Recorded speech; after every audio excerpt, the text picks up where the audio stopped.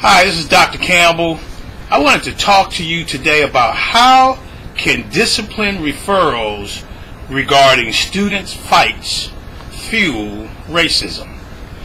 Now, one of the things that we know that because the teachers are on the front line, 75% to maybe 90% of the discipline referrals are referred by teachers.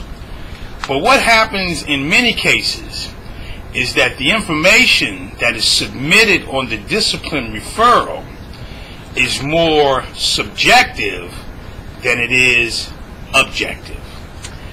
And so I want to make a few recommendations for teachers.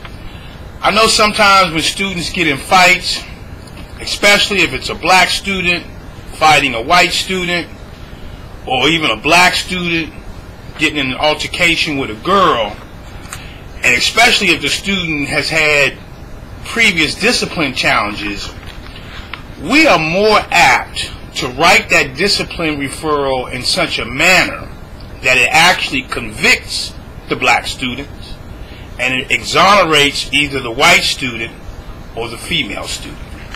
And a lot of that has to do with the individual teacher's emotions. And so this is what I recommend. If you have or witness a student fight, the first thing I would do is I would write down on a blank piece of paper all of the information that I saw about what happened. Then, on a separate piece of paper, I would write down how I felt about that fight or that student fight. And this will give you an opportunity to also reflect on yourself. And then I would go through and only highlight behavior. You know, the reality is that there's a difference between an assault and a fight. A fight requires two people assaulting each other. And so if a student hits a student and the student hits that student back, we have a fight. And it really doesn't matter who started it. What matters is that we have to address the behavior. And in those instances, both of those students should be getting the same exact consequence. And so this is how we're going to remedy some of the circumstances that lead to allegations of racism. We're going to write down the objective behavior on the discipline referral, and we're going to leave the emotional part out.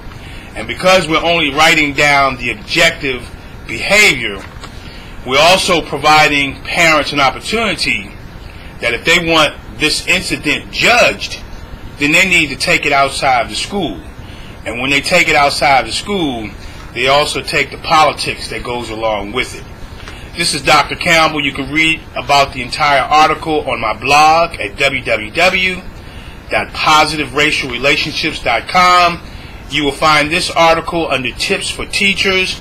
If you want to talk to me about it on my direct line, you can always give me a call at 856-566-3267. Have a great day, and thank you very much.